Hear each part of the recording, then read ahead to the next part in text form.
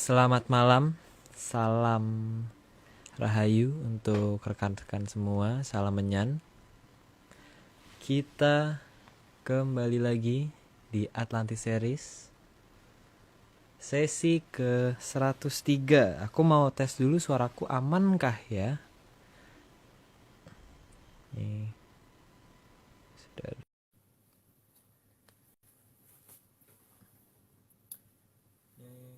Om Agung sudah hadir.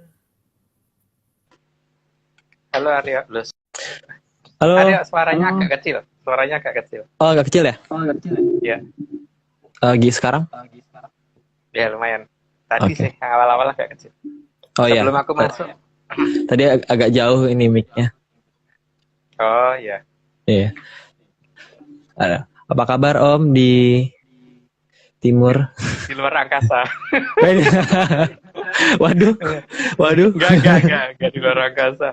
Di ini, di rumah. Oke. Iya, Rumahnya di luar angkasa ya Om. enggak lah. Eh, Habis potong rambut lagi Aryo, agak beda lagi. aku nggak tahu Om. Aku kayaknya setiap minggu tuh potongan rambutku kelihatan berbeda, nggak tahu deh Om. Bingung aku juga. Oke. Padahal aku nih nggak potong rambut Om. Oh, iya. Sisirnya Terus, aja. kabar? Hah? Suara Suaranya lu, apa ya, Ro? suara lu Kayak kayak robot. robot. Suara kayak berat gitu. Oh, aneh. Suaranya aneh. Let's go. Kayak bluetoothnya deh. Suara kayak ini tau gak sih? Kalau misalnya lagi interview di TV habis bikin boraks bakso itu loh.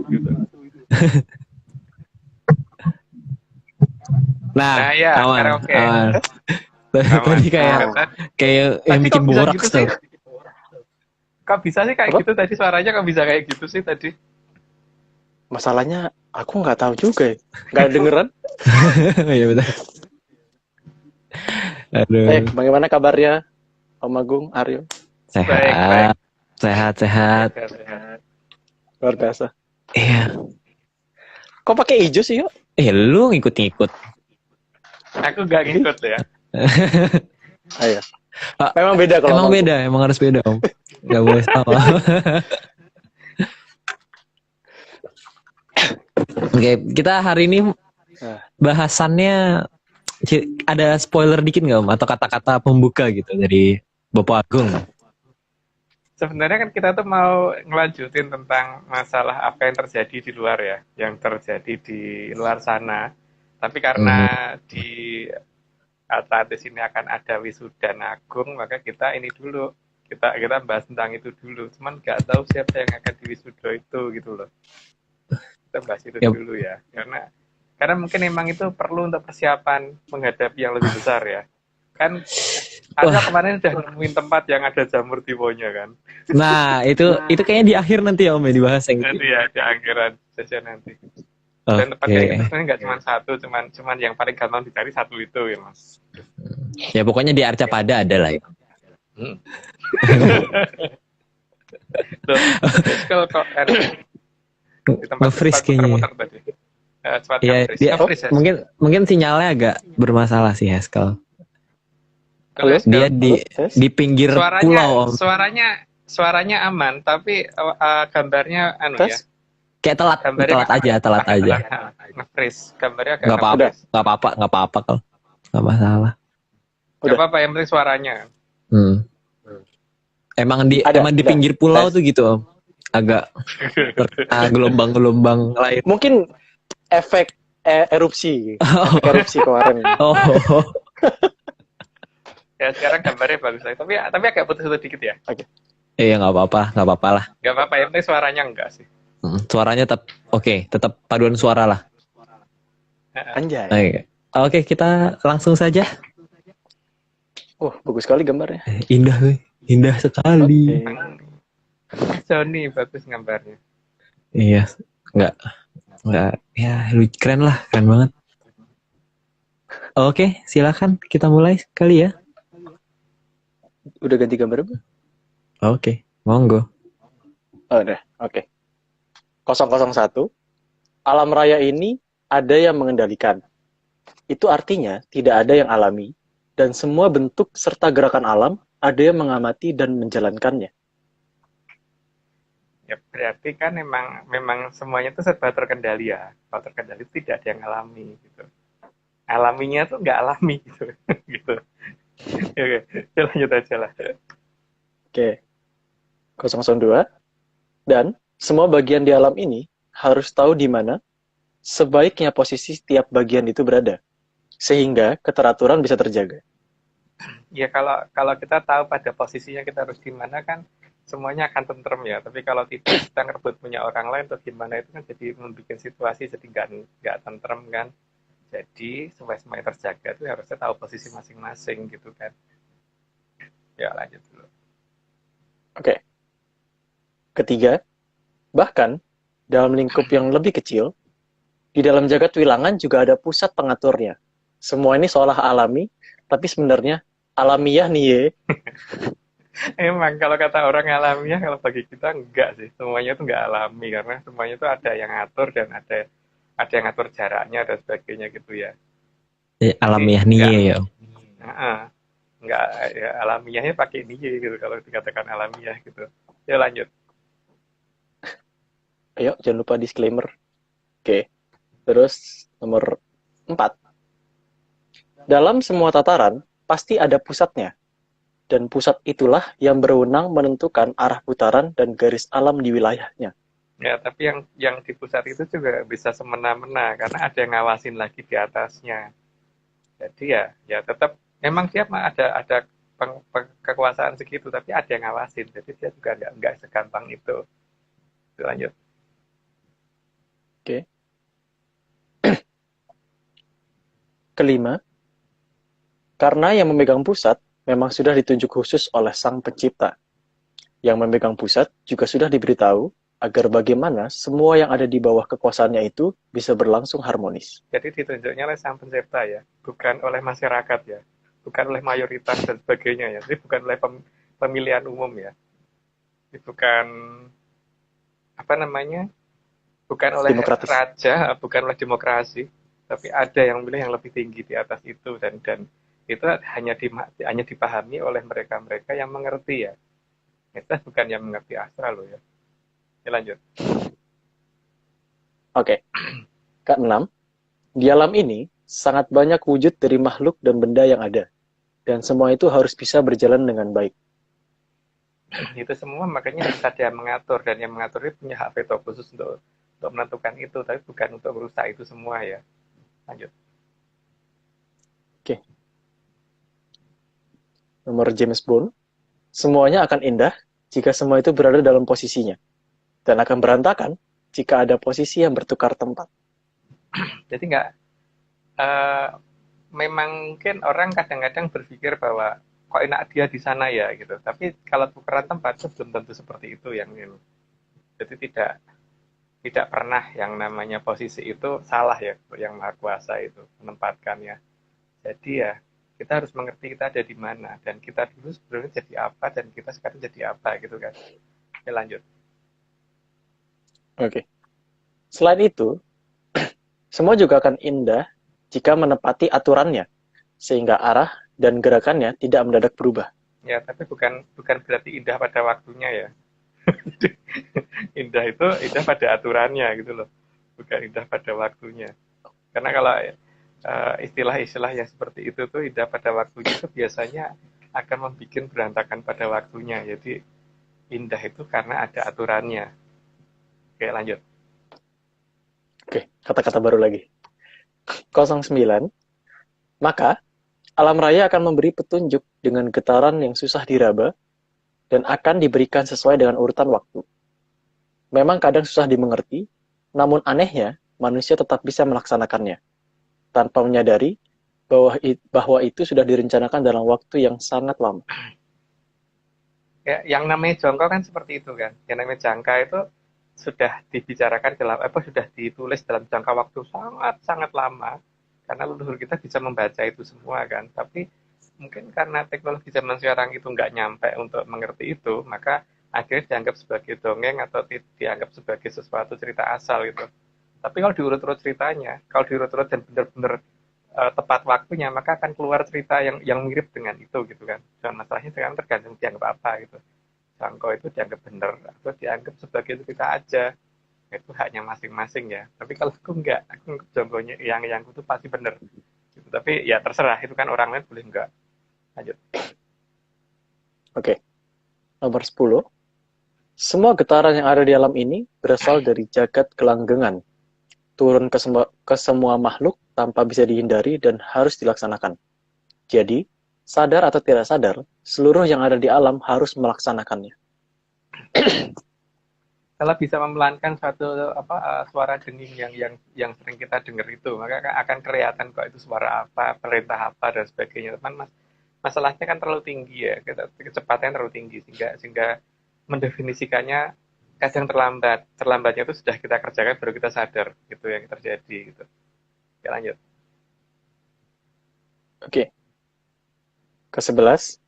Disinilah hati harus difungsikan supaya tugas Hamemayu Hayuning Bawono tidak bergeser menjadi Hamemayu Hayuning Buto. Ya karena kan memang ya, kalau tidak pakai hati kan kadang-kadang di sini nih yang jadi masalah. Karena perbedaan antara benar dan salah itu kadang-kadang sangat tipis sekali ya. Maka di sini memang diperlukan bagaimana supaya orang itu bisa lebih baik sakti daripada bijaksana ya, karena bijaksana itu belum tentu benar. Gitu. Lanjut. Oke. Nomor 12. Karena bagi Sang Hyang Betara Kala, Mongso Kala itu harus ada. Maka Sang Hyang Betara Kala juga membuat banyak jebakan agar banyak makhluk hidup tidak berpihak pada kehidupan. Itu hak kita ya, mau masuk jebakan atau mau menghindari jebakannya itu hak kita, atau malah menganggap beliau itu siapa itu haknya kita juga, atau menganggap beliau nggak ada juga haknya kita juga gitu ya. Dan ini bukan hal yang wajib untuk diikuti, jadi juga nggak apa-apa nggak didengar. Lanjut. Ya kalau mau dipercaya ya jangan gitu ya. Oh iya, itu semboyannya Ariel saya cocok. Kalau mau percaya sebaiknya jangan gitu.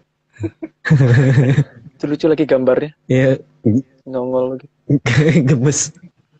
Oke, next. Oke. Next. 13. Sang Hyang Betara Kala juga membuat semua situasi agar alam raya ini selalu mau mengorbankan kehidupan untuk menjadi mangsanya. Dengan menuduh adanya ajaran lain yang berpihak kepada kehidupan yang seolah-olah justru meminta pengorbanan manusia. Ya tuduhan-tuduhan itu sebenarnya kita ini ya, kita lebih terima dulu dengan logika yang pas dulu gitu loh. Bener nggak sih gitu? Karena mungkin memang ada benar ajaran yang memakai pengorbanan manusia, tapi kan apakah itu semuanya atau ternyata malah yang kita pegang sendiri itu yang mengandung unsur pengorbanan manusia gitu kan. Jadi jangan sampai loh karena kita sangat yakin malah ternyata itu gitu kan. Ya semoga enggak gitu kan. Oke lanjut. Oke. 14. Sang Hyang Betara Kala tidak sendirian karena didukung oleh ibunya yang bernama Sang Hyang Batari Durga. Kalau kadang-kadang disebut si Gedeng Pramoni gitu. Ya memang dia dulu istrinya Bedoro Guru ya, jadi memang ya sangat-sangat bisa mempunyai logika yang sangat tinggi. Jadi dalam menjebak orang itu sangat pinter gitu. Jadi ya kita mau masuk dalam trap itu apa tidak, tapi kan ini juga tidak wajib didengarkan juga gitu. Jadi ya oke lah gitu lanjut. Oke. Nomor 15. Padahal Sang Hyang Batari Durga itu dulunya adalah Sang Hyang Batari Umo yang wajahnya sangat cantik. Tapi karena terkena kutukan dari Sang Hyang Wening, maka berubah wujud menjadi rasaksi dan selalu mendukung Sang Hyang Betara Kala. Karena sayangnya pada saat menjadi Betari Durga itu kan beliau sempat naik ke atas ke alam kelanggengan. Jadi walaupun dia berubah menjadi Betari Umo lagi, tapi Betari Durganya masih ada. Itu pada saat prosesnya di Mandologi ini kan dijelaskan sampai ini toh dia turun pertama kali di mana, terus kemudian bergerak kemana, pindah kemana dan sebagainya sampai akhirnya terjadi perubahan warna mata dan perubahan warna rambut itu dari warna warna merah, jadi warna apa, nggak perlu jelaskan itu di mana. Dari rambutnya yang tadinya rambut itu yang rambut butuh banget itu warnanya apa itu, terus kemudian berubah sampai kembali ke warna aslinya. Tapi ciri khasnya itu ikel ya rambutnya dari Umo itu. Jadi ya seperti itulah. Tapi itu kan berdasarkan Selat Mandologiri kita. Tapi ya itu mungkin kalau punya ada Selat Mandologiri yang berbeda ya boleh aja. Ayo. Pokoknya tetap harus memegang teguh ya Om. Kalau mau percaya jangan. Itu. Kalau mau percaya jangan. Oke, lanjut ya Om. 16. Sang Hyang Batari Umo akan selalu didukung oleh Sang Hyang Betara Guru. Karena Sang Hyang Batari Umo adalah istri dari Sang Hyang Betara Guru. Betara Guru itu kan kita manggilnya kalau ini ya adiknya Betara Ismoyo, karena di tempat kita ini kan terahnya dari Betara Ismoyo, makanya karena itu adik. Jadi kalau kita itu misalnya Pak Le ya, Pak Le itu ya ada sebutan lain yang mungkin di wayang juga ada sebutan itu, tapi mungkin kita nyebutnya Pak Le aja lah. Itu yang negara yang di ngomong sama Betara Guru. Nanti si Om ini, Pak Le ini pasti akan mengidolakan si Bedari Umonya itu gitu kan. Makanya di negara India pasti ada patungnya Bedari Umo gede banget gitu. Tempatnya si Om atau si paman siapa gitu loh. Iya, paman ya Om. Om paman, tapi pasti karena dua ini rukun tapi bermusuhan tapi rukun, jadi dua ini pasti akan menjadi penyebab masalah paling besar di bumi gitu kan. Gitu. Itu berdasarkan Mandologiri loh ya aku.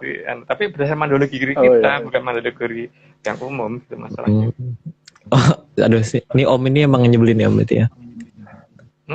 Si Om yang nyebelin itu saking ininya pengennya kembali seperti Umo, makanya dia tuh sampai bikin patung gede banget dan ya bentuknya udah seperti Betari Umo, ada manusia berarti kan. Iya. Menghadap ke Tenggara ya. Oh enggak sedetail itu. Enggak sedetail itu. Oh. Itu yang ngerti Aryo ya. Aku malah enggak ngerti ya. Tapi jelas kan ini toh karena dia merasa harus menjadi pusat dunia, maka dia harusnya bawa obor gitu loh. Gitu. Tapi nggak terus tahu di pulau sendiri gitu ya Om. Harusnya begitu karena nggak mau gabung sama manusia yang lain kan, karena dia gede banget kan. Iya. Kan wujud raseksonya itu kan masih ada kan, makanya harus digambarkan sebagai patung yang sangat besar. Gitu ya. Iya. Berdiri atas kayak bangunan yang bentuk bunga gitu ya. Ya, namanya Bedari Umo kan. Bedari Umo itu kan istrinya Bedara Guru dan artinya menguasai banyak bintang kan. Jadi ya untuk benderanya pun banyak bintang yang digunakan gitu loh.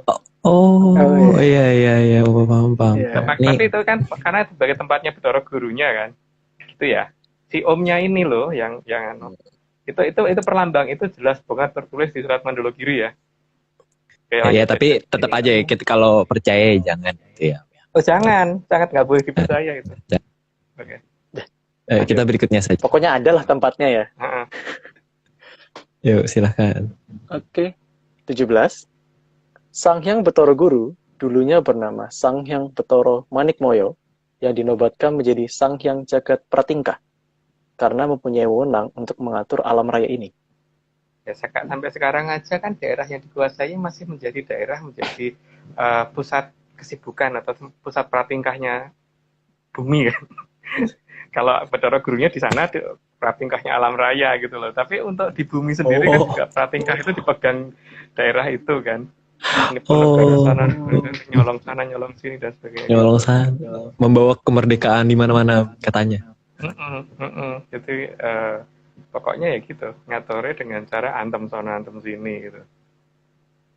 Ya. Oke, lanjut dulu. Oke. Suka ngatur tapi nyebelin ya. Ya, berikutnya. Oke, 18. Karena keberadaan Sang Hyang Betara Guru sebagai Sang Hyang Jagat Pratingkah yang didukung oleh Sang Hyang Betari Umo, keberadaan inilah yang membuat banyak leluhur di Nuswantara tidak bisa menerima begitu saja. atas apa yang menjadi kebijaksanaan dari Sang Hyang Bathara Guru. Ya zaman dulu yang kita tuh banyak yang ini kan, apa namanya, kemudian berusaha nyerang ke Kahyangan untuk menurunkan beliau itu berkali-kali ya, bukan cuma satu kali. Dari mulai zaman Prabu Watugunung, terus Nanti ada betul nanti ada Om. Oh ya udah, ada toh, ya udah nanti aja. Ada. Kalau nggak salah di episode-episode lalu juga ada ceritanya pas beliau naik tahta juga diserang juga ya Om. Iya. Oke, 19. Karena kebijaksanaan dari Sang Hyang Jagat Pratingkah akan lebih menuruti kemauan dari Sang Hyang Betari Umo, dan banyak kebijakan lebih menguntungkan Sang Hyang Bathara Kala, maka disinilah harus ada Patih Kahyangan yang jauh lebih mampu dari Sang Hyang Bathara Guru. Itu ada di cerita yang kapan itu ya? Episode yang berapa Kak? Saya lupa tentang keberadaan Resi Kaneka Putra atau Sang Hyang Bathara Narodo itu.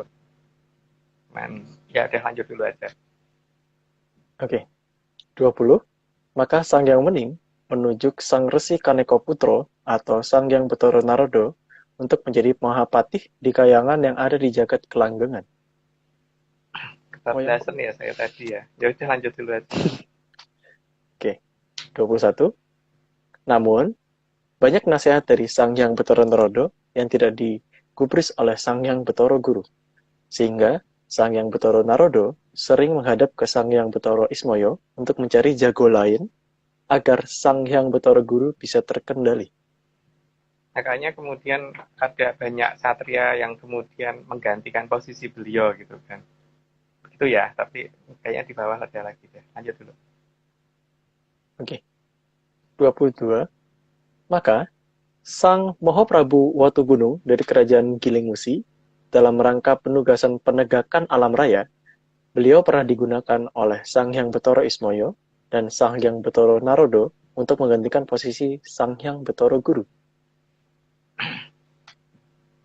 Tentang jalur mana yang dilewatin, kemungkinan nanti di 108 ke sana ya, kita akan mencoba membuka sedikit demi sedikit gitu. Makanya nanti jangan kaget kalau ada banyak istilah di alam raya ini yang justru mungkin di astronomi belum ada namanya ya. Yang jelas ini sudah didata sama Eyang Aryo itu sudah sampai 50 lebih nama ya benda angkasa yang kita ini untuk jalur menuju ke sana ya, berdasarkan Mandala Giri. Yeah. Tuh kan tersenyum loh. Gimana? Enggak apa-apa. Memang. Terus apa namanya? Oh, ya. Apa namanya? Ya akhirnya salah satu jago yang di ini kan Prabu Watugunung kan. Prabu Watugunung kan diberitahukan langkahnya lewat sini sampai bisa mencapai ke sana gitu kan. Itu yang nanti akan kita ungkap pelan-pelan di 108. Tapi itu tergantung kalau Eyang Aryonya memperbolehkan. Kalau enggak ya kita lompatin. Gimana? Ayo Eyang. Ya. Boleh dong Eyang Aryo, boleh ini dong. silahkan dilanjutkan aja ya dulu ya ini. Oke, nggih Eyang. 23.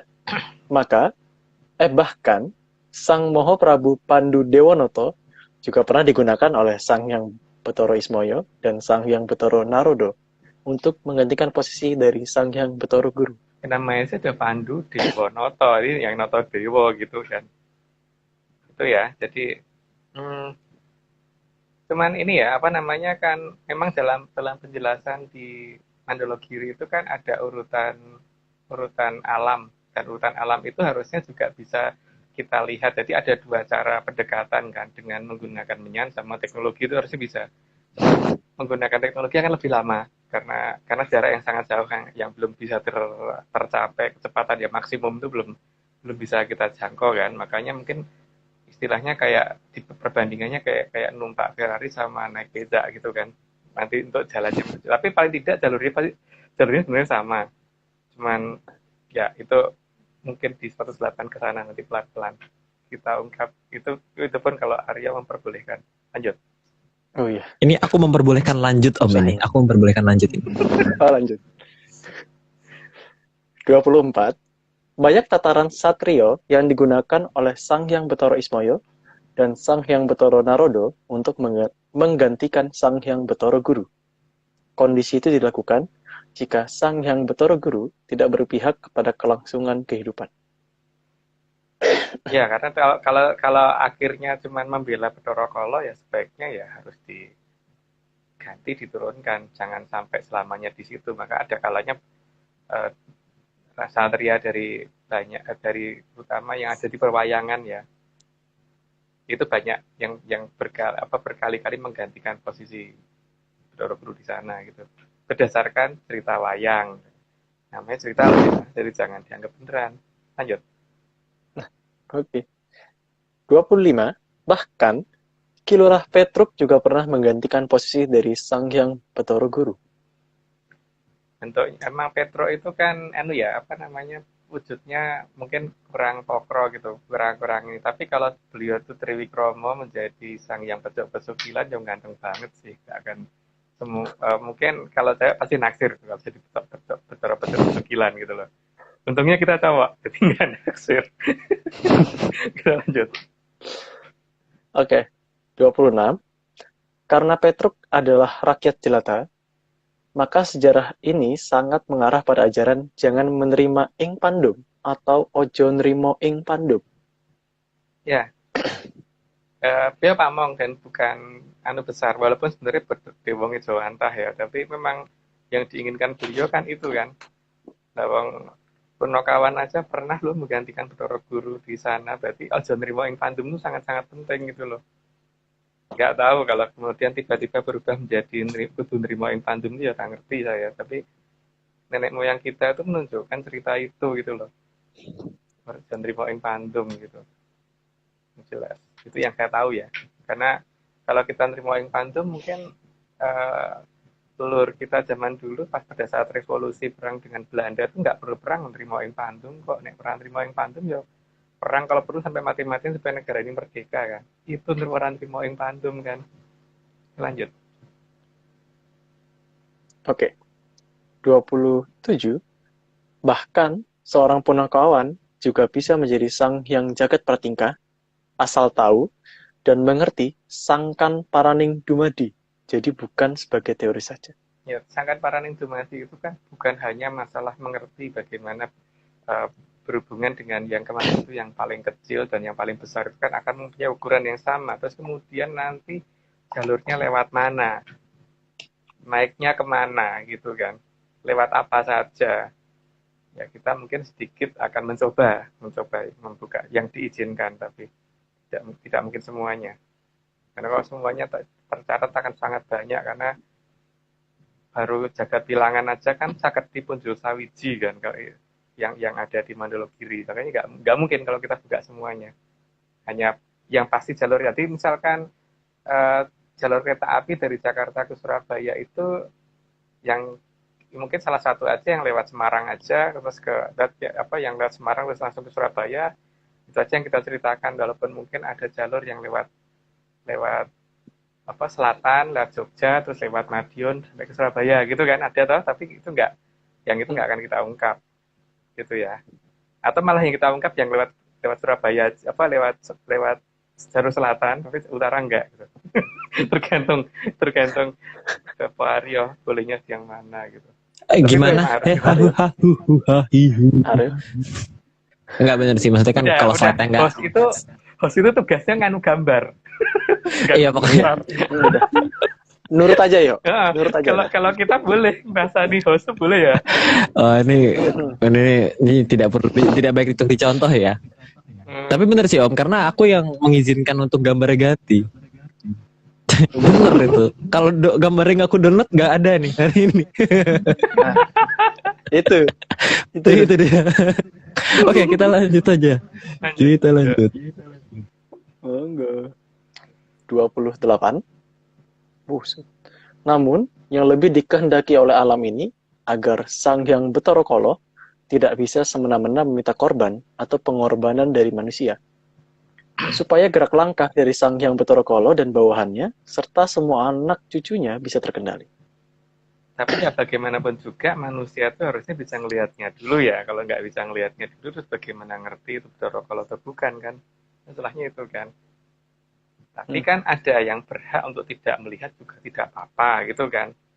Tapi kalau Kalau aku sih katanya Bapak Aryo harus melihat gitu. Jadi ya menurut Bapak Aryo gitu kan. Kalau Eskil gimana? Sama Bapak Aryo suruh lihat Aku kan. iya, Ada. tergantung Bapak Aryo, kadang Heeh. disuruh, kadang jangan kel gitu. Oh, keren ya. Hebat.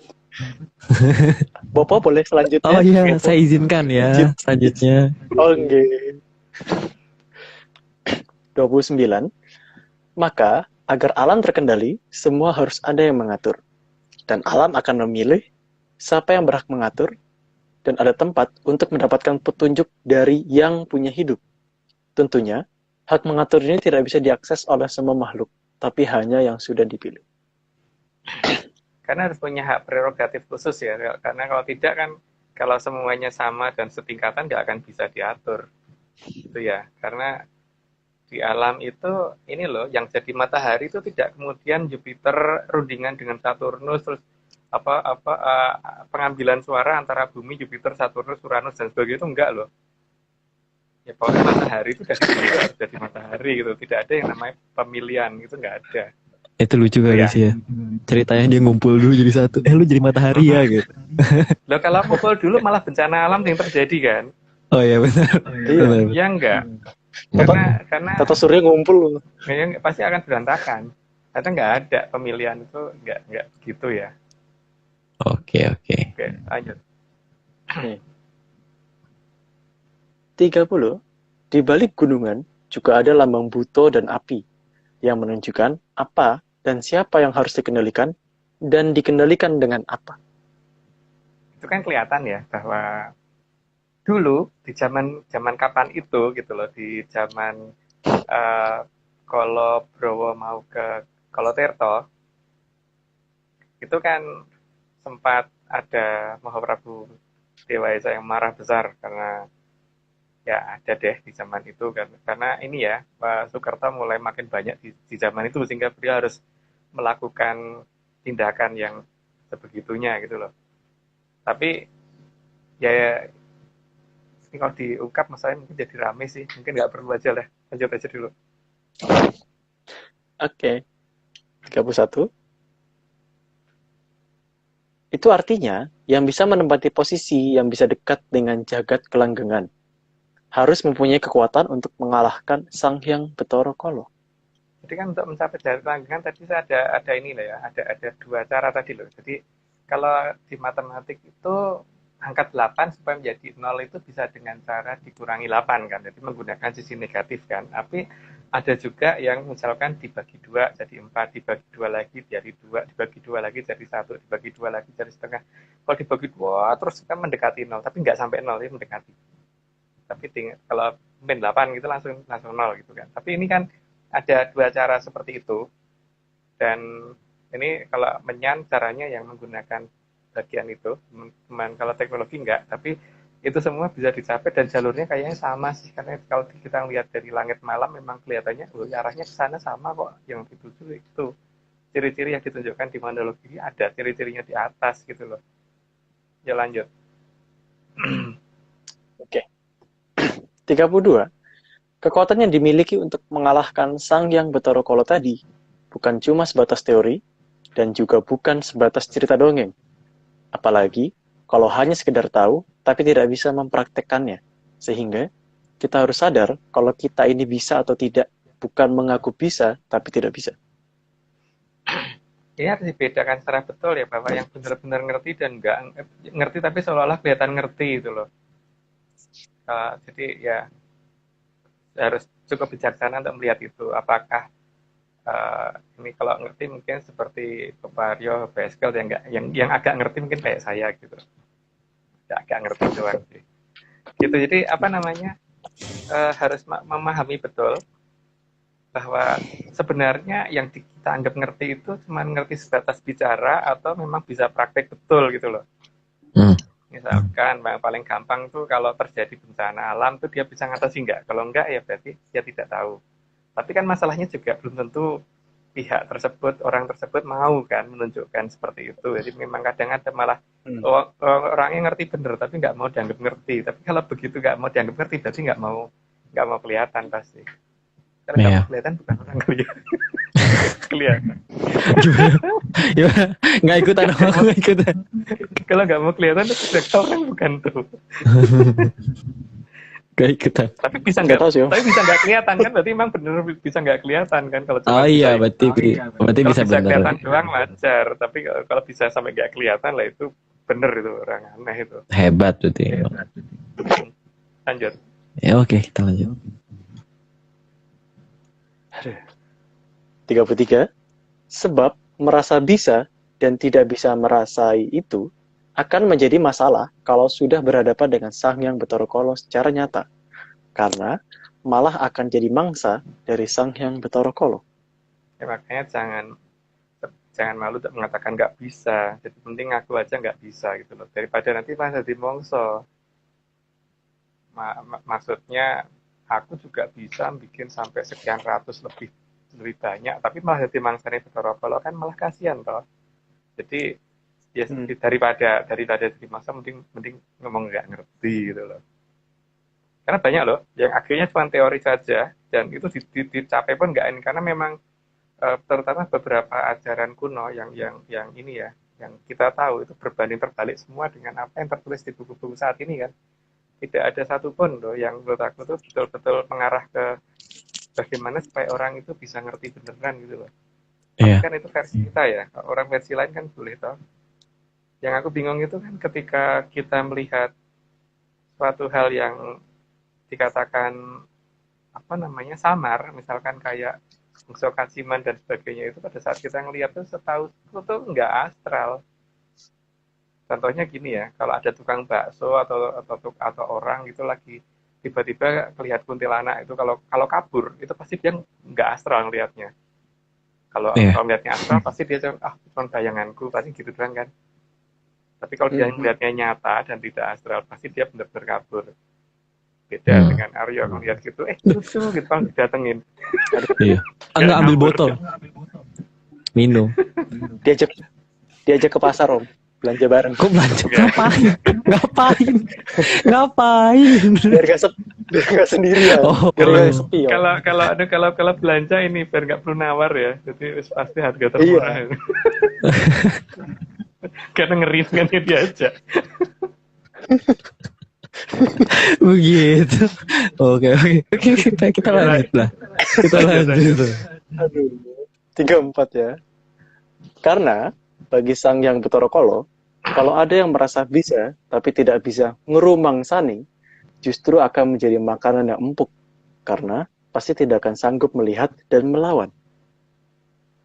Satu, itu posisinya bukan manusia dan tidak punya raga ya. Jadi tapi bisa mempunyai raga juga bisa. Tapi yang jadi masalah adalah ketika posisinya tidak bisa dilihat dan kemudian kitanya merasa bisa lah. Sekarang kalau dia tiba-tiba mau memangsa, kita kan nggak bisa ngelak karena ya itu yang dicari sama dia kan. Karena memang tujuannya bagaimana supaya orang itu semudah mungkin dia mangsa tanpa bisa melawan gitu. Jadi kalau hanya sebatas kata-kata hati-hati untuk kita loh ya, bukan untuk orang lain maksudnya. Lanjut. Oke. 35. Maka harus ada yang benar-benar sanggup menaklukkan Sang Hyang Bathara Kala. Jadi, tidak cuma bisa berkata-kata indah yang hanya nanti ujung-ujungnya cuma bisa pasrah saja. Ya loh. Jadi betul-betul ngerti yang namanya sastra pangruatan itu seperti apa gitu loh. Yang jelas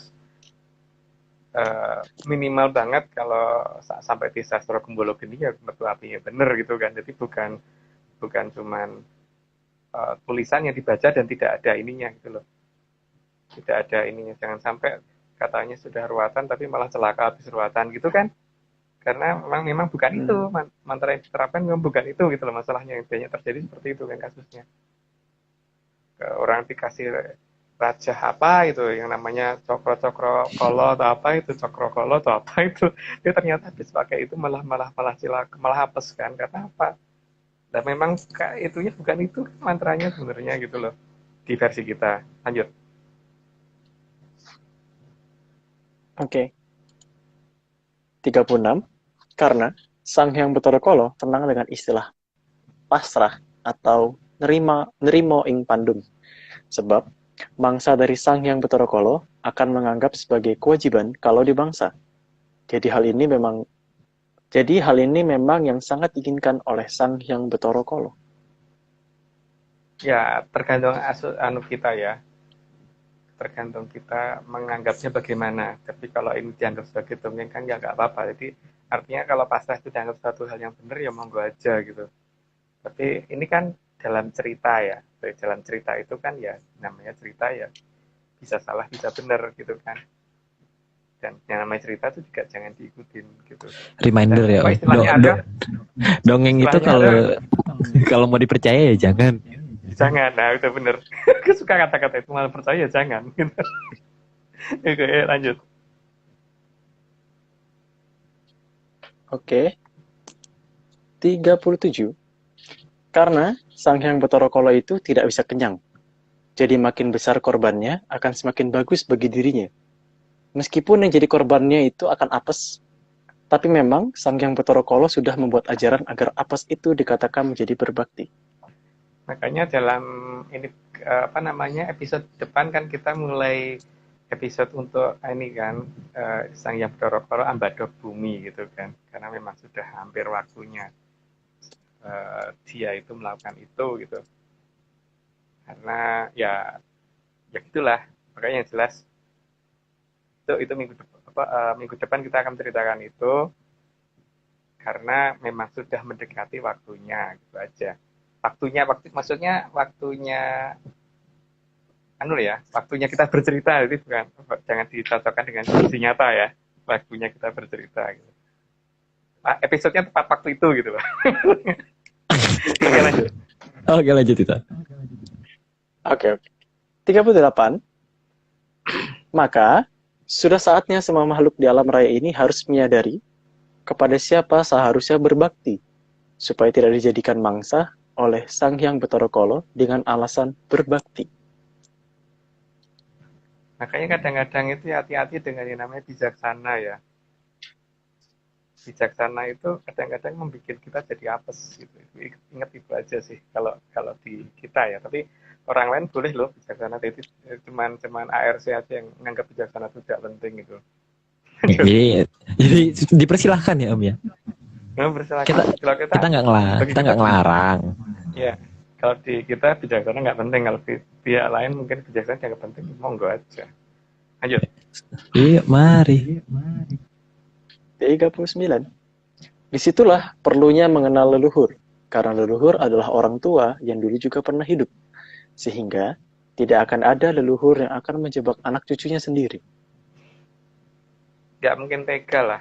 Sekarang nggak sah keturunan kita deh.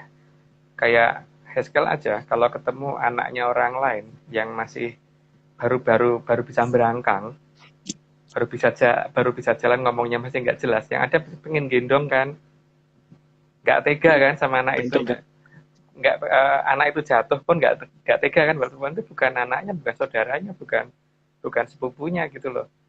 Itu jaraknya antara Heskel sama anak itu tuh cuma jarak mungkin sekian puluh tahun gitu. Kita paling berapa belas tahun gitu. Jadi leluhur kita jaraknya ke kita bisa ribuan tahun, bisa jutaan tahun. Itu berarti akan lebih ini lagi kan, terhadap kita akan lebih gimana ya, lebih nggak tegaan lagi kan. Nggak peduli kita tuh anaknya tuh bukan loh. Iya toh? Iya benar sih, benar. Karena apalagi kalau orang tua sama orang tua kita itu sama cucunya gitu. Biasanya kan lebih seneng banget gitu kayak. Lebih sayang sama daripada orang tuanya loh. Makanya biasanya anak kecil itu cucu itu biasanya untuk neneknya atau kakeknya tuh tidak ada kata tidak kan. Apa yang diminta pasti diusahakan beneran gitu loh. Iya. Jadi kadang-kadang dimanfaatkan oleh orang tuanya Om. Iya. Minta beliin jajan. Itu jaraknya baru belum sampai 100 tahun kan itu jaraknya. Apalagi jaraknya yang sampai 500 tahun, 1000 tahun, 2000 tahun, 1 juta tahun. Mereka tuh lebih ini lagi kan sebenarnya. Iya benar. Tapi kan ketika ada orang yang mengatakan dengan kehidupan dengan leluhur itu terputus karena mereka sudah beda alam dan sebagainya, itu hak mereka gitu loh. Tapi kalau aku sih enggak. Karena aku masih senang ada kontak dengan beliau gitu kan. Iya. Karena diajari Bapak Aryo. Baik. Kita Bapak Aryo ajari aku juga. kita lanjut ke slide 40 ya. Ini kayaknya sudah. Ya, 40. 40. Karena leluhur adalah orang tua kita, maka leluhur tidak akan meminta apapun dari kita. Para leluhur hanya ingin anak cucunya bahagia dan selamat.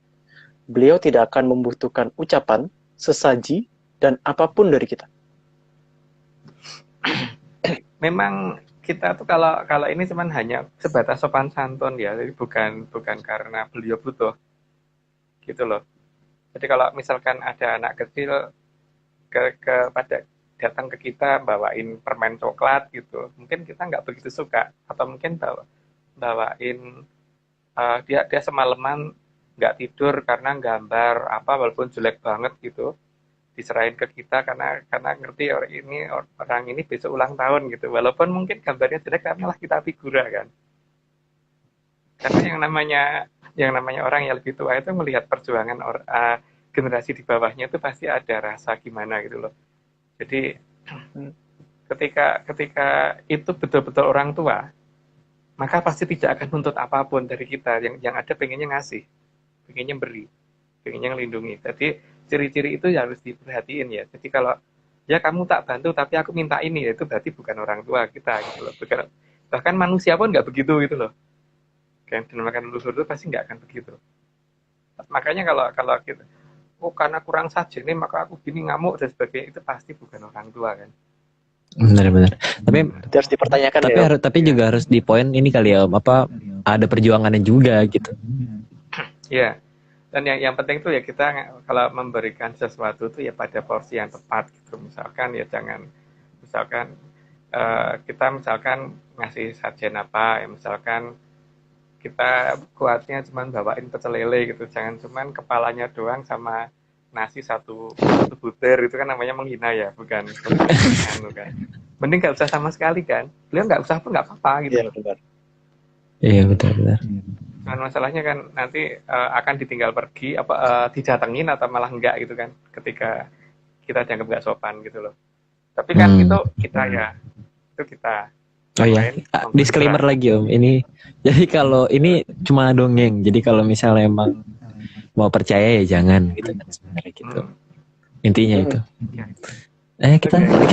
Kita lanjut Om. Lanjut. Oke, 41. Leluhur juga bukan sosok yang mudah menghukum, jadi tidak akan menyatakan salah sedikit kalah sama kebaikan yang banyak. Karena penekanan leluhur ada pada seberapa besar kehidupan bisa membahagiakan manusia. Ya cukup aneh sih kalau leluhur kemudian anak yang banyak benernya terus kemudian karena salah sedikit terus dihukum, itu aneh. Ya setahu gue leluhur nggak begitu gitu loh. Jadi pertama nggak mungkin jebak, terus nggak minta itu loh, seharusnya kan nggak minta. Dan ya apalagi kalau permintaannya aneh-aneh gitu loh, misalkan suruh bawain apa-apa gitu yang sifatnya tuh nggak ini banget gitu loh. Ya seenggak-enggaknya kalau misalkan kita ngeliat anak kecil dan kita pengen gendong itu, kita nggak pengen kok minta anak itu ngasih apa ke kita gitu. Anak itu tersenyum aja tuh kita udah seneng dah, ketawa cekakaan dengan kita aja tuh udah seneng gitu loh. Bukan kemudian anak itu kalau nggak bawain, misalkan kita senengnya kopi nggak bikin kopi terus kita ngamuk gitu loh. Ya begitu ya, yang setahu gue leluhur itu nggak begitu. Jadi kalau sampai seperti itu ya itu berarti apa dan siapa, harusnya kita udah bisa berpikir sendiri gitu. Yang jelas tidak posisi sedikit-sedikit menghukum, sedikit-sedikit masuk tempat sampah, itu enggak. Gitu. Lanjut. Oke, 42. Memang sudah kewajiban anak cucu untuk berbakti kepada leluhur. Dan leluhur yang benar, itu pasti akan benar-benar luhur. Jadi, tidak akan ada istilah pengorbanan untuk leluhur dengan alasan berbakti. Ya sekarang kayak ini Aryo mungkin udah punya ponakan ya, itu ponakannya Aryo itu. Kan yang jelas ini toh, Aryo memang kalau keponakannya nakal terus kemudian pengen nempel nggak tega toh. Mau nyubit aja rasanya nggak tegel kan? Nggak rela. Nggak sih. Nggak rela kan? Mending bisa, pergi kan? sekalian, mending pergi Ya mending sekalian. ditinggal pergi aja sekalian daripada Mm-mm. dinakalin gitu loh. Tapi pada Cuma saat dulu ketika dia masih lebih kecil lagi itu ada gendong terus tiba-tiba pipis gitu muntah misalnya gitu. tiba-tiba itu ya nggak marah malah ketawa kan. Yang salah aku. Iya, paling kaget. Malah merasa salah sendiri kan Ini kenapa gitu. jadi pipis gara-gara aku apa gitu. Apa muka aku Walaupun bikin pipis gitu kan. Kan salah ya. Kayak ngerasa salah gitu loh, Om. iya Kalau Dikira toilet. karena gini loh, posisinya itu adalah beliau yang sudah jutaan tahun atau mungkin ribuan tahun atau mungkin ratusan tahun itu jauh lebih tahu gitu kan, jauh lebih benar. tahu dan lebih ngerti gitu loh. Jadi seperti halnya kita terhadap anak kecil tadi, kita jauh lebih tahu dan lebih ngerti gitu. Dan maka kesalahan anak itu tuh masih bisa kita tolerir sebatas apa gitu kan. Tapi ya paling kalau anak itu sampai ngelempar batu, kita lebih pergi kan, bukan bales kan. Ya paling nyubit Iya. dikit lah, nyubit kayak gemes gitu kan. Iya, tapi Pergi. bagian yang ini tidak berbahaya kan. Iya, nggak mungkin sampai didorong ke jurang. Iya. Makanya kalau leluhur sampai membahayakan itu, atau ya berarti itu layak dipertanyakan itu siapa gitu kan. Bener. Kalau sampai hukumnya sampai parah banget ya. Mm-mm. Oke, kita bukan orang tuanya aja, kadang-kadang sama anak kecil tetangga walaupun dia nakal ya kita nggak tega kok untuk bener. ngapa-ngapain gitu. Yang ada ya daripada ngadepin anak kayak gitu mending pergi gitu kan. Iya benar-benar. Oke. Bener. Ya, oke. 43. Karena leluhur itu memang dahulunya sudah sangat kaya raya. Jadi, beliau tidak butuh apapun dari kita. Yang leluhur dambakan adalah melihat anak cucunya selamat dan bahagia. Karena di zaman dulu itu yang namanya benda berharga itu sangat banyak dan memang beliau sembunyikan, dan itu memang nanti akan diberikan. Yang penting pada saat diberikan jangan takut aja bahwa itu pemberian memang tanpa minta apa-apa, tapi ya harus dibedakan dengan pemberian yang akan minta sesuatu, itu jangan diterima gitu kan. Oke, jadi bedanya di situ ya. Jadi harus diperhatikan kalau ya kamu tak beri tapi aku minta ini, itu sebaiknya udah biasa didengar. Iya, kayak kedok-kedok gitu ya Om ya. Nih lu boleh ngutang sama gua tapi bunganya 100% gitu ya. Mending 100%, 10 juta persen gitu. Nggak bisa dibayar Om itu. Oh, tapi kan suruh bawa bunganya kan, jadi bunga loh ya, jadi bukan duitnya loh ya. Oh iya, benar. 10 juta bunga. Oh iya benar. Bunga. Bukan Tetap duit. aja mahal, Om. Tetap aja sih, tetap aja mahal.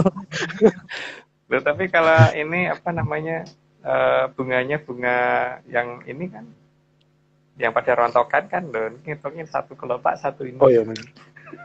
Nggak detail soalnya. Bisa diakalin itu. Ya benar. Dan Waspada. berbagai jenis bunga kan. Waspada. Berbagai jenis bunga. Oke, yuk lanjut. Oke, kita lanjut. 44. Aduh. Untuk leluhur memberi kepada anak cucu, itu lebih beliau prioritaskan. Jadi, leluhur yang benar itu pasti malah memberi, bukan meminta. Ya, namanya orang tua kan begitu. Kalau minta itu meminta sesuatu untuk kebaikan kita loh. Ya. Seperti orang tua minta supaya kita belajar supaya dapat nilai baik, supaya nanti pada saat sudah waktunya harus bekerja itu dapat pekerjaan yang bagus gitu kan. Kalau minta arahnya ke sana, bukan meminta sesuatu yang butuh yang mengakibatkan kita dari sengsara, itu enggak gitu. Kalau sengsara itu sengsara yang jangka pendek, itu bukan yang jangka panjang. Tapi memang sesuatu yang sifatnya perjuangan ya, bukan sengsara sih sebenarnya, tapi sesuatu yang sifatnya perjuangan yang diminta itu. Tapi ya kalau kemudian pokoknya aku harus siap ini, kalau nggak ada ini awas ya gitu ya, itu aneh. Kalau ya itu aku nggak ngerti ya kalau ada yang kayak gitu ya, tapi bagiku leluhurku nggak pernah begitu gitu. Nggak tahu deh leluhurnya Hesko gimana. Enggak kan? Nggak pernah minta gitu juga kan? Nggak. Ya, iya. Nggak. Oke, 45. Lanjut ya, Om. Leluhur itu, kalau memberi, selalu tanpa meminta imbalan balik. Jadi, kalau ada leluhur yang memberi tapi meminta korban, maka itu pasti bukan leluhur, tapi terah dari Sang Hyang Betara Kala. Jadi apa namanya, beda dengan kalau kita itu menyiapkan karena atas dasar sopan santun, bukan permintaan beliau, tapi atas dasar karena kita ingin menghormati, itu lain ya. Terus kemudian kan kadang-kadang dipakemkan bahwa sebagai tanda penghormatan, kalau beliau datang maka kita membuat ini gitu kan. Itu bukan permintaan beliau, tapi aturan adat yang dipersiapkan oleh nenek moyang kita supaya hubungan antara leluhur dan kita itu berjalan gitu kan dengan baik. Tapi pada dasarnya leluhur tidak meminta ini itu gitu loh. Cuman cuman di beberapa tempat sudah dipatok seperti itu untuk ini aja, untuk sopan santun dan supaya beliau mau datang, bahwa betul-betul kita mengharapkan beliau turun gitu kan. Tapi apa namanya, dasar utamanya adalah beliau nggak butuh apa-apa, nggak butuh apa-apa. Yang beliau butuhkan tuh kita tertawa, kita bisa tersenyum, kita bisa bahagia, itu kan. Itu loh ya. Bukan bukan yang kita sajikan itu, bukan. Kalau itunya untuk melegani ya kadang-kadang, makanya kan seperti kalau kita nyajiin kopi pahit misalkan, dia pengennya mintanya itu gitu ya berkurang benar.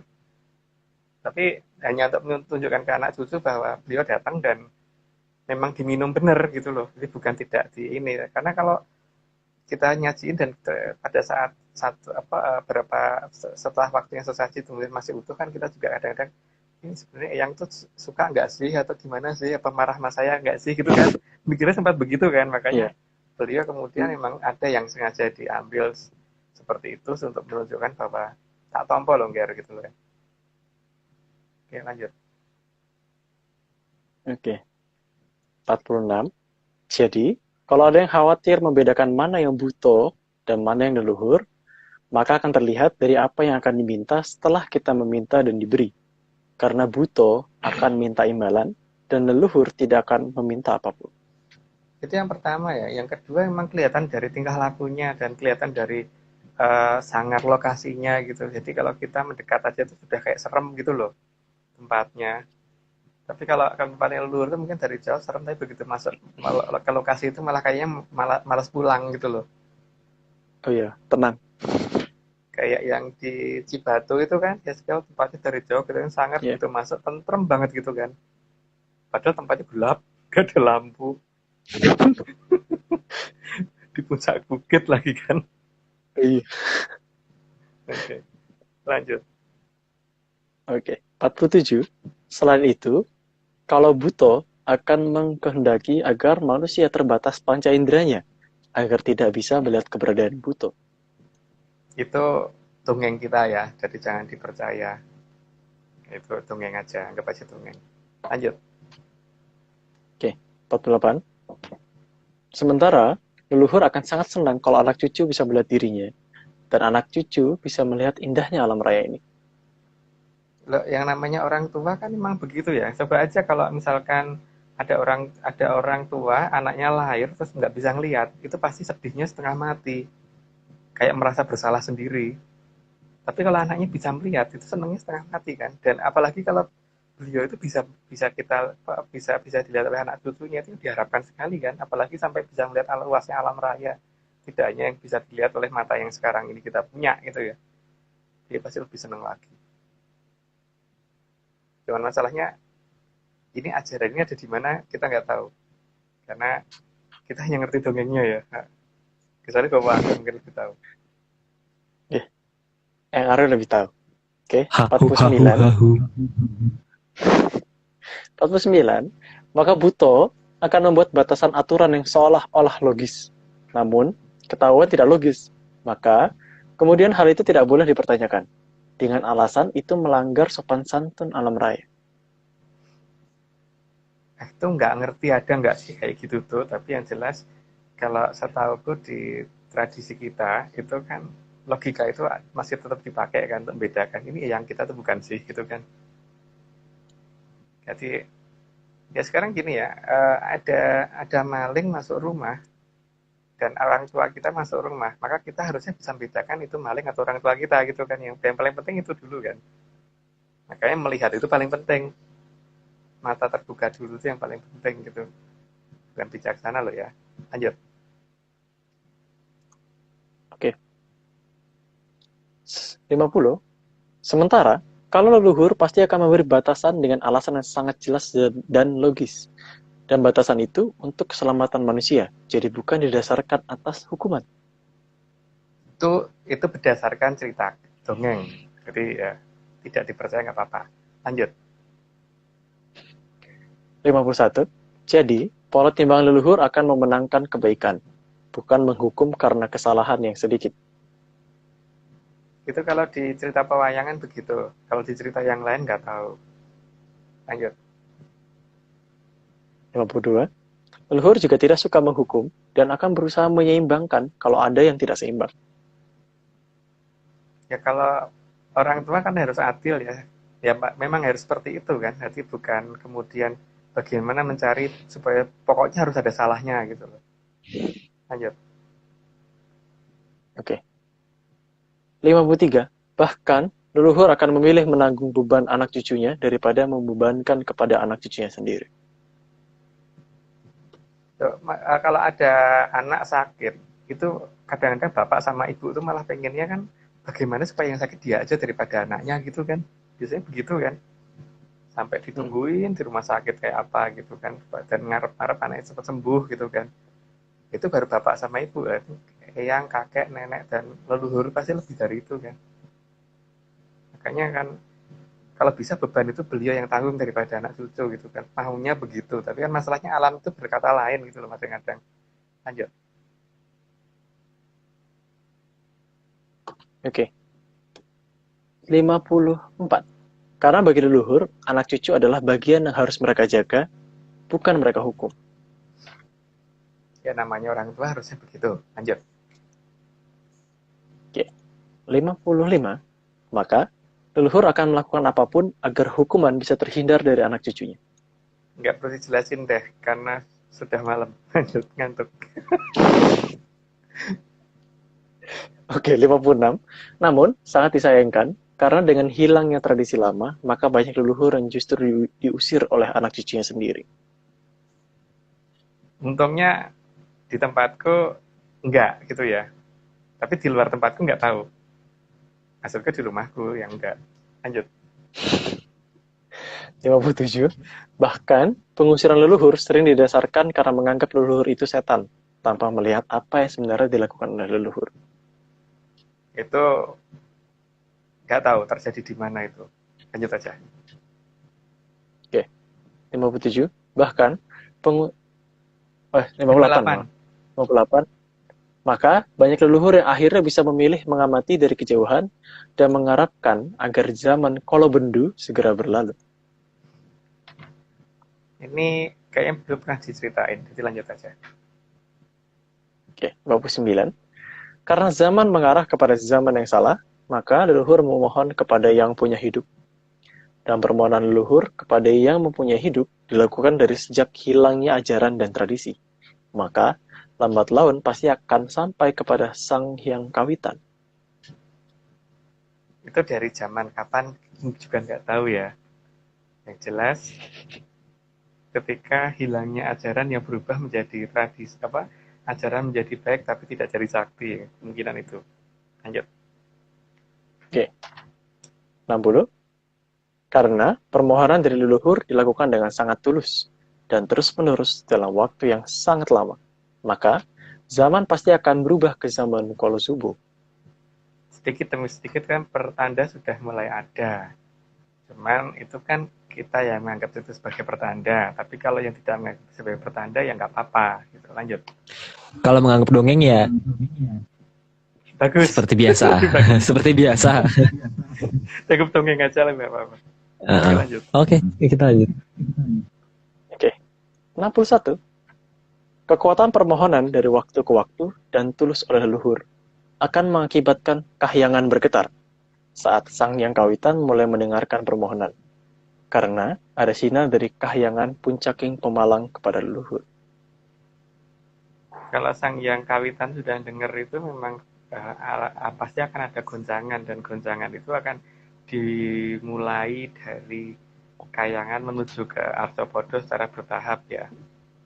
Dan goncangan itu juga akan mengakibatkan Sukerto kocar kacir gitu, sehingga akhirnya mereka berantem sendiri gitu. Dan Oh, lama-lama kan itu mungkin akan terjadi kapan, nggak tahu. Tapi mungkin ya cepet aja lah, dilanjut aja. oke. 62.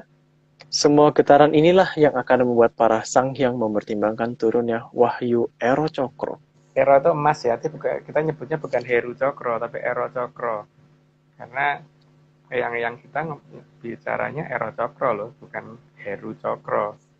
Tapi Ero Cokro, hari perubahan menuju ke zaman keemasan.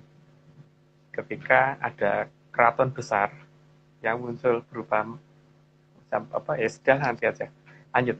Itu nanti akan dijelaskan di Oke. berapa ya? 107 kalau nggak salah. 107 iya. 107. Oke. 63. Maka para sanghyang sudah menata urutan waktu dan peristiwa agar sang wahyu turun di tempat dan waktu yang tepat. Ya karena tujuannya kan mengembalikan ke zaman keemasan. Jadi jangan sampai salah waktu. Kalau salah waktu kan malah yang mencapai zaman keemasan ya zamannya yang salah itu gitu kan. Jadi harus tepat waktu. Oke, lanjut aja deh biar nggak pada puyeng. Oke. 64. Jadi, para sanghyang sudah memikirkan semuanya. Jauh jangka pola berpikirnya dibandingkan dengan jangkauan pola pikir manusia. Karena bisa melihat masa depan ya kalau beliau-beliau itu. Jadi bukan hanya melihat masa sekarang dan bukan hanya berapa jam ke depan yang diperhitungkan, tapi sampai akhir zaman versi beliau gitu. Jadi ya kalau bagi orang bahwa itu tidak mungkin, ya nggak mau, nggak apa-apa. Tapi kalau bagi kita leluhur begitu itu sangat logis gitu. Oke, lanjut. Oke. 65. Perencanaan para sanghyang juga akan mengarah kepada hal brilian yang berpihak kepada kehidupan, bukan berpihak kepada hukuman. Dan dikatakan sang yang, kadang-kadang kan orang Jawa itu salah nyebut jadi sang eyang gitu kan. Jadi kalau ya ada eyang yang sukanya menghukum tuh ya aneh toh. Saya tahu tuh eyang harusnya kan malah senang bagaimana anak cucunya itu tertawa bukan menghukum. Ya tapi ya nggak tahu kalau ada eyangnya yang seperti itu. Yang nggak begitu soalnya. Lanjut.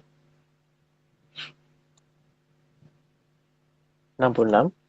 Maka pasti akan ada utusan, dan utusannya hanya satu orang, namun bisa mengatasi semuanya. Karena kalau utusannya banyak orang, nanti akan rancu dengan kepentingan. Jadi bukan para satrio piningit ya, tapi satrio piningit itu satu orang, bukan jutaan orang, bukan 10 orang, bukan ratusan orang, enggak, cuma satu orang. Karena supaya kekuatan alam itu terkondisi ke satu orang itu gitu kan, supaya supaya bisa lebih gampang dipegang oleh yang punya hidup. Jadi kalau salah itu yang dijewer satu orang ini gitu kan. Ya kasarnya Ya kayak toh, gitulah ya. lebih gampang jewernya gitu. Makanya seperti di dalam satu perusahaan gitu kan, direktur itu satu kan. Kalau direktur benar. ada 100 Situ bingung satu. perusahaannya. Yang ada rapat mulu nggak selesai malah nggak jalan-jalan, perusahaannya nggak jalan-jalan gitu. Oke, lanjut. Oke. 68. Karena sebagai utusan dari para leluhur, harusnya sanggup menahan beban yang sangat berat, juga sanggup tegak dan menegakkan kembali sesuatu yang baik. Namun, selama ini sudah dihilangkan. Dalam bahasa Jawanya kan bahasa Jawaku ya, bahasa Jawa yang di luar nggak tahu.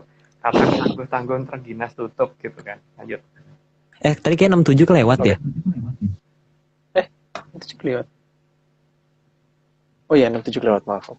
Ya, Oh. dan lanjut dulu. 67.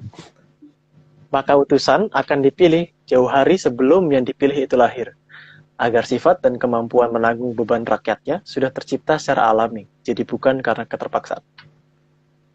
Jadi di sini tuh bukan karena pemilu ya. Seperti tadi loh ya, bukan karena apa tuh namanya? Bukan karena Jupiter, Saturnus, Uranus, Neptunus, Bumi dan sebagainya itu berunding untuk menentukan siapa jadi matahari. Tapi matahari itu sudah ada duluan gitu. Lanjut.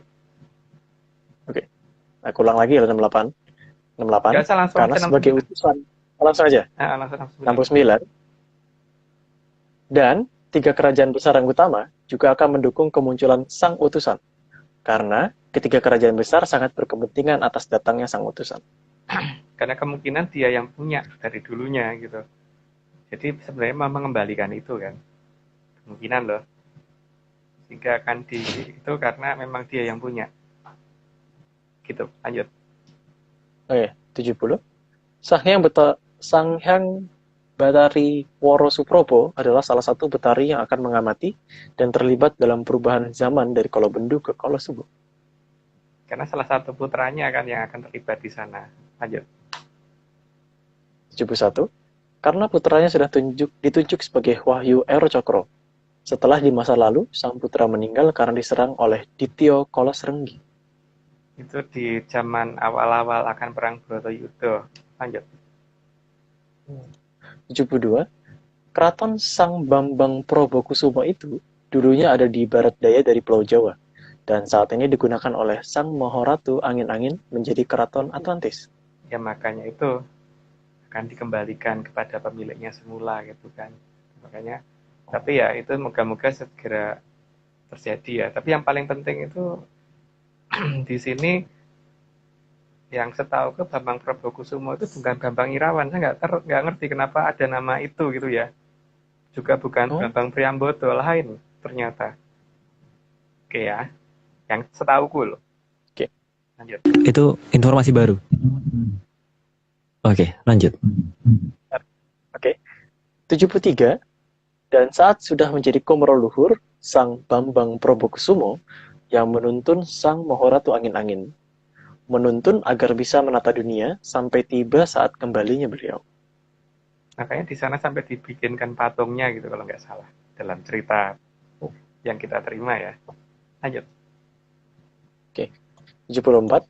Sehingga setelah waktunya tiba, maka Sang Hyang Kawitan memerintahkan agar Sang Bambang Probokusumo segera manunggal dengan Sang Kartosuro. Ini bukan kota ya. Bukan kota ya. Jadi bukan nama kota, tapi nama orang gitu. Jadi apa namanya dan posisinya pun juga tidak jauh-jauh di tengah Pulau Jawa ya. Karena daerah namanya Parahyangan kan harusnya ada di daerah mana gitu. Oke, nggak tahu deh namanya Parahyangan itu di mana gitu. Oke, lanjut. Mungkin Bapak Arya yang tahu. 75. Turunnya Sang Bambang Probokusumo dari Kahyangan menuju ke pinggiran keraton Grejitawati terlihat seperti daru yang menembus langit. Cahayanya warna hijau, bagus banget harusnya. Lanjut. Oke. 76. Kedatangan Sang Bambang Probokusumo sebelum Sang Kartosuro sadar, maka pertama kali akan ditemui dulu oleh Sang Mahoratu Angin-Angin. Ya karena harus menjelaskan dulu apa yang akan diurutan kejadian supaya jangan sampai ada salah urutan kan. Lanjut. 77. Karena ingat kejadian saat awal perang Bharatayuda, maka Sang Hyang Betari Woro Suprobo mengikuti dari Kahyangan, tanpa diketahui oleh Sang Bambang Probokusumo. Seolah-olah tidak diketahui, tapi kayaknya tahu deh mestinya. Lanjut. Oke, 78. Bahkan, tanpa disadari juga, Sang Raden Arjuna juga ikut mengamankan, dengan cara menumpas Buto Cakil yang akan menyerang Sang Bambang Probokusumo. Dan namanya Bapak ya gimana? Anaknya turun ya harus menjagani gitu. Lanjut. Oke, 79. Sementara, para putra dari Sang Raden Arjuna juga bersiap-siap dan menjaga dengan sangat waspada Sang Bambang Probokusumo dari kejauhan. Tapi itu cerita dongengku loh ya, jadi tidak wajib diiyain gitu. Lanjut. 80. Sementara, Sang Hyang Batorismoyo juga Triwikromo untuk menjaga turunnya Wahyu sampai pada Winisudonya Sang Kartosuro. Semoga dalam waktu dekat ya itu terjadi. Lanjut. 81. Karena Sang Hyang Batorismoyo juga mengemban perintah dari Sang Hyang Kawitan agar Sang Kartosuro sudah siap sebelum perang pupuh terjadi. Jadi ini sudah terjadi sebelum perang pupuh ya harusnya. Sehingga seharusnya nanti akan kelihatan laut selatan lebih terang gitu loh, lebih lebih ini. Makanya makanya akan ditutup dengan mendung yang agak tebel supaya nggak bisa kelihatan. Cuman mendung itu kan biasanya kalau ada cahaya dari bawah akan memantulkan toh. Jadi akan agak aneh gitu loh. Ini mendungnya rada terang di sebelah selatan sana gitu loh. Kalau ngamatinya pas waktunya. Lanjut. Oke. 82. Sementara itu, Sang Hyang Betara Wisnu juga mengamati semua gejala alam agar bisa harmonis saat Winisudonya Sang Kartosuro. Ya, kewajibannya Bathara yang begitu. Lanjut. 83. Juga, Ki Lurah Tunggul Jati Jaya Mungrogo bertriwikromo menjadi wujud aslinya, menjadi wujud Sang Mahaprabu Betara Ikling yang dulu adalah Mahaprabu Brawijaya 8. Kalau versiku kan Brawijaya itu sampai 8, bukan sampai 5 ya. Dan Bathara Ikling adalah Brawijaya ke-8 yang keratonnya nggak jauh dari Jakarta. Karena setahu harusnya Mojopahit nggak jauh dari Jakarta. Aku tidak ngomong Majapahit ya, Mojopahit. Oke, lanjut. Mojopahit. Jadi kalau ada yang bilang Majapahit di mana, kita nggak ikutan ya? Nggak ikutan. Kita ngomongin Mojopahit kok, bukan Beda. Majapahit. Beda-beda. Lanjut. 84. Karena Sang Hyang Betara Indra adalah leluhur langsung dari Sang Bambang Prabakusumo, maka beliau juga akan mengatur agar alam tenang sesaat, terutama pada saat Winisudonya Sang Kartosuro.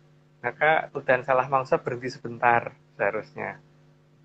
Kapan nggak tahu gitu ya. Jadi makanya dikatakan putra pembayun Bathara Indra gitu kan, kata-katanya gitu loh. Kan Gedaman Trisula Wanda, bukan Trisula Wedo. Lanjut. 85.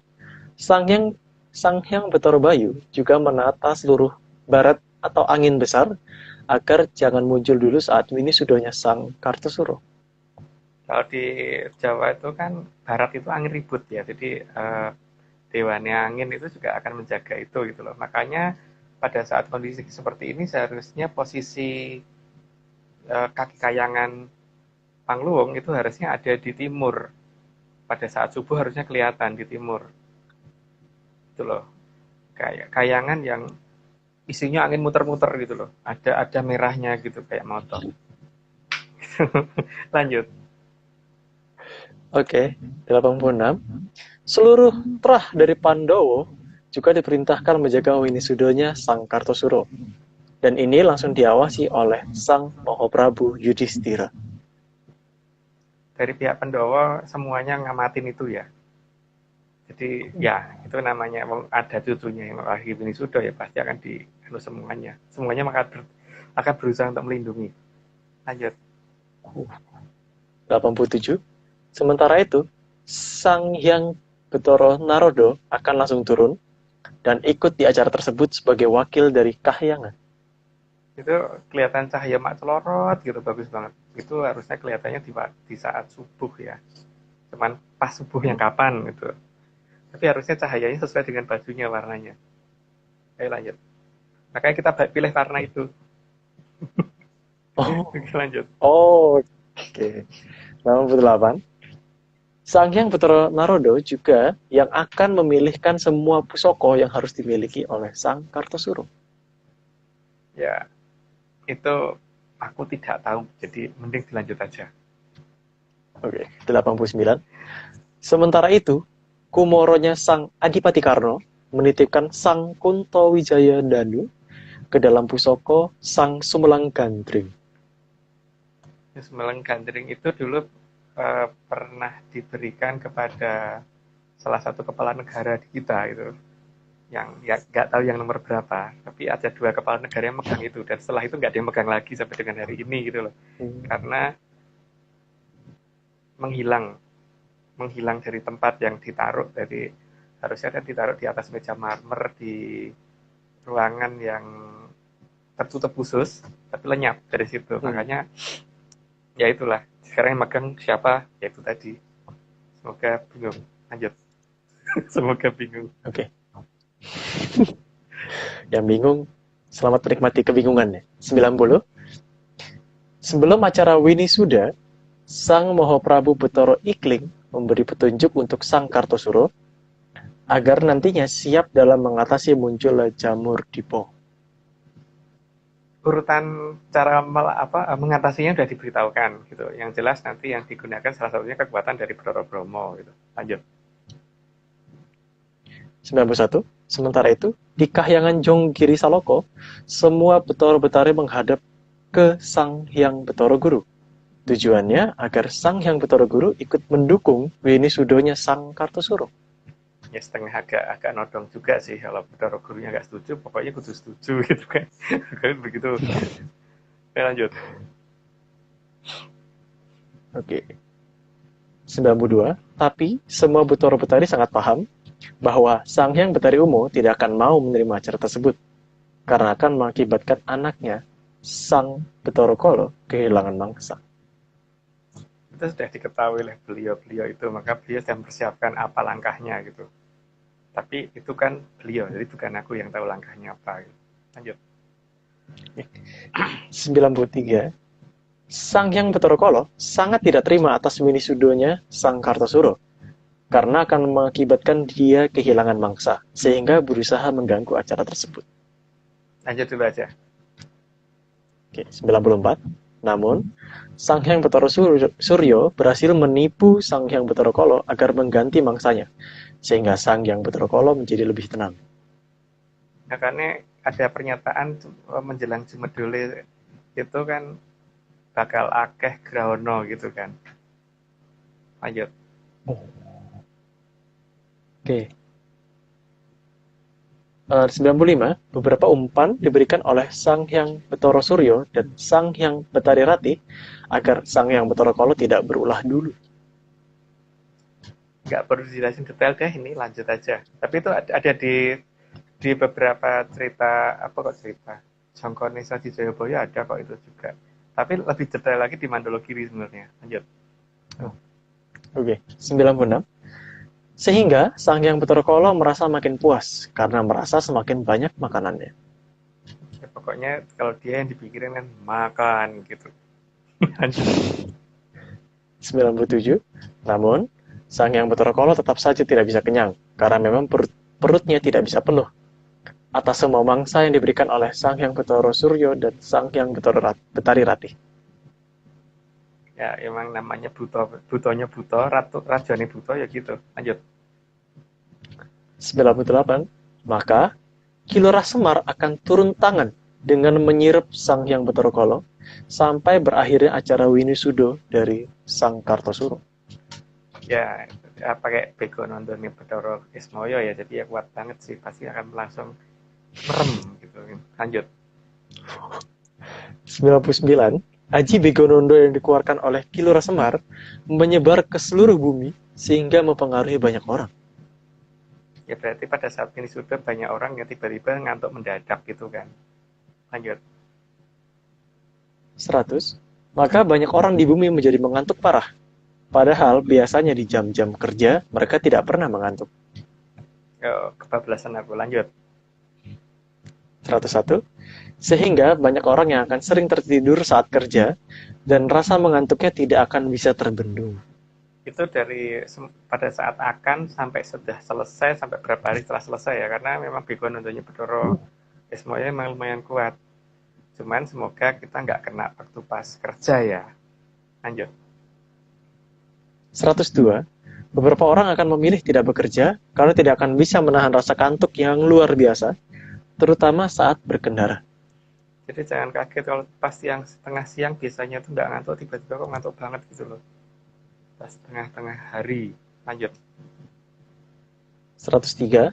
Melihat kondisi itu, maka Kilurah Semar sengaja membuat orang agar lupa minimal 1 hari, sehingga banyak orang yang merasa waktu lompat 1 hari. Nggak perlu jelasin ini, lanjut aja. 104.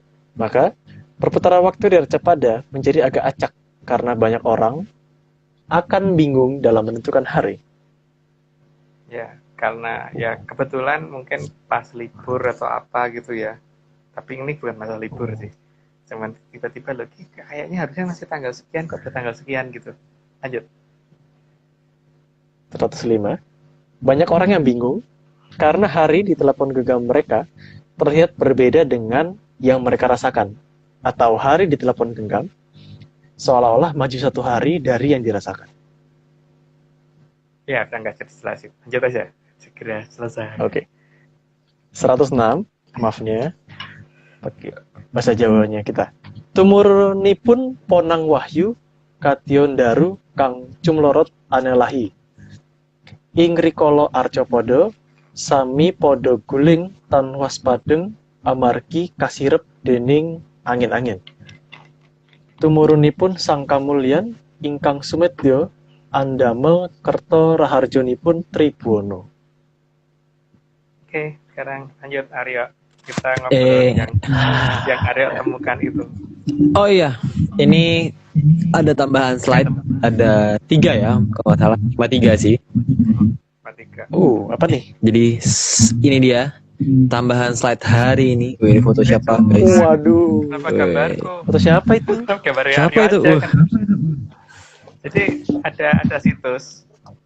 Sebenarnya tidak cuma satu ya. Ada beberapa situs yang bentuknya mirip seperti ini. Tapi jadi ada dibentuk seperti makam.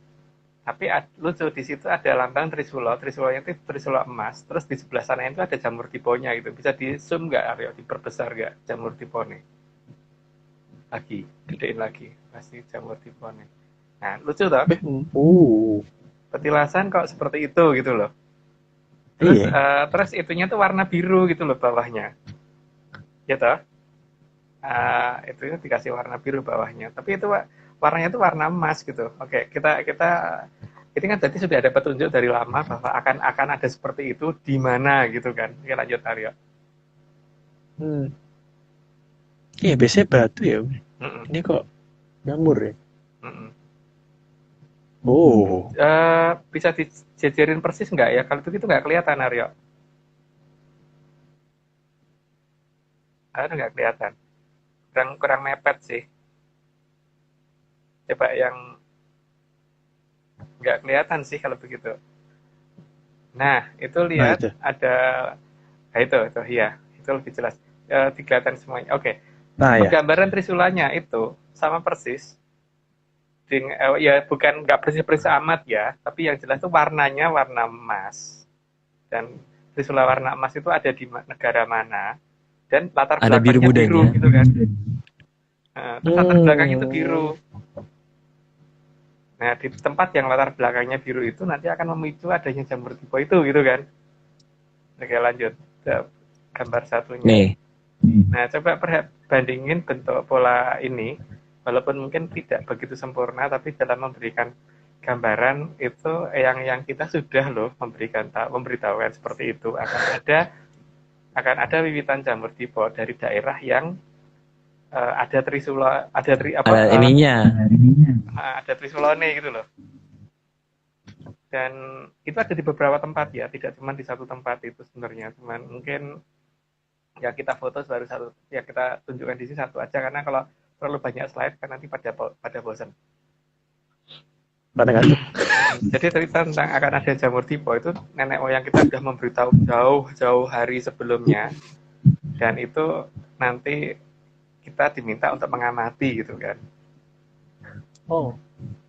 Gitu. Nah, tempatnya di mana monggo dicari sendiri gitu. Atau nanya ke Bario gitu karena kan yang ngerti ya. Ada di Arcepodo lah ya. Iya, pokoknya ada di Arcepodo lah. Gak jauh-jauh lah, Arcepodo aja. Jauh-jauh. Oke Om. Sudahkah tadi ya? Kita sudah kasih tahu tadi intinya itu apa? Iya. Silakan Heskel, ada yang mau dibicarakan? Aku mau ngomong. Nah, ini kebetulan aku nggak pakai akun pribadi. Jadi ini pakai akun namanya Wajigiri. Sebuah project aku dan Aryo dan untuk teman skripsi lainnya. kita.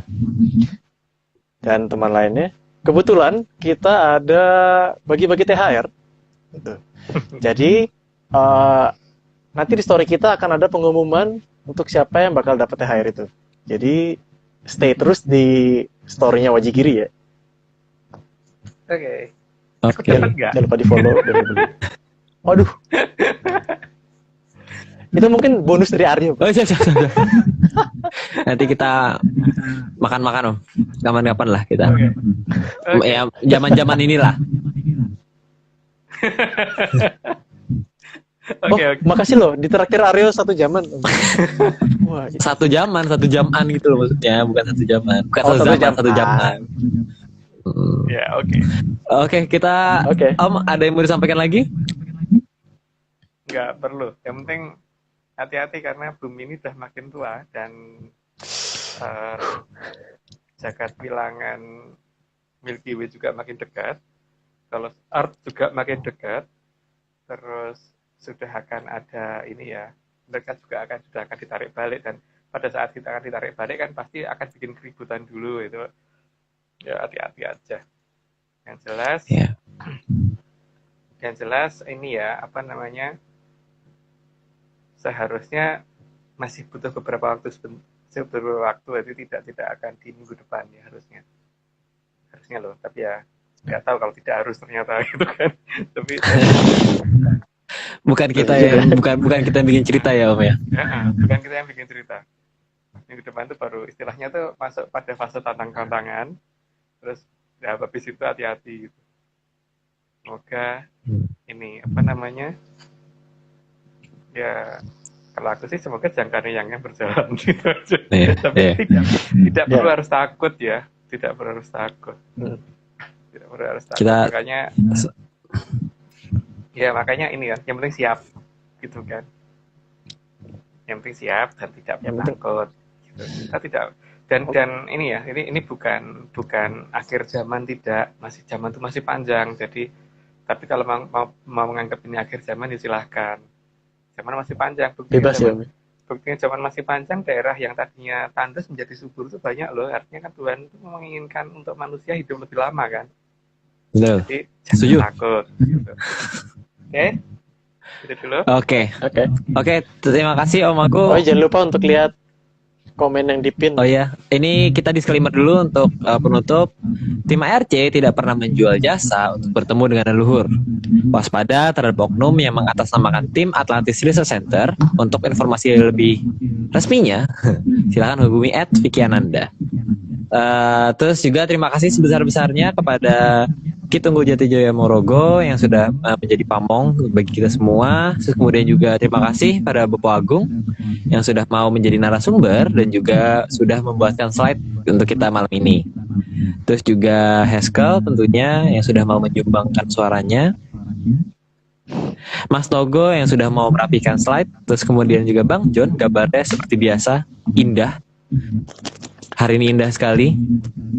Terus juga terima kasih juga pada Mbak Vicky tentunya, Om Iwan dan segelintir tim ARC lainnya. Terima kasih karena bisa membuat ARC ini selalu berjalan tiap Rabunya ya.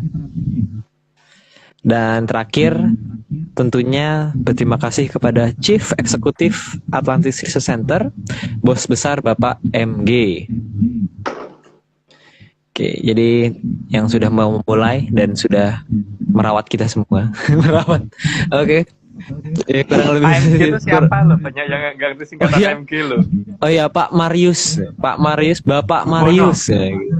Pak Marius Gumono. Nah itu yang rawat kita semua. Atlantis Series ini berjalan karena beliau. Jadi terima kasih. Oleh-olehnya Pak Marius. Jangan lupa oleh-olehnya Pak Marius. Ditraktir 1 jaman juga nggak apa-apa. Harus ingat, jangan lupa. Wajib Oh ya, harus ingat. Iya, Harus ingat oleh-olehnya. ya, harus ingat oleh-olehnya. Ini bukan ini apa? Bukan permintaan tapi nodong. Pemaksaan ya. Permintaan tapi nodong. Pemaksaan. Oh. Oke, kalau gitu sekian ya Om, kita sudahi malam Ya. ini. Sekian dari kami, sampai jumpa di Rabu depan di sesi 104. Masih 104 aja ya berarti Om ya. Masih, ya. Jam sampai di 107 nanti. Setelah itu Oke. ganti ini. Oke. Sampai jumpa semuanya. Salam sehat, Cek kesehatan. salam menyan. Salam menyan. Salam menyan.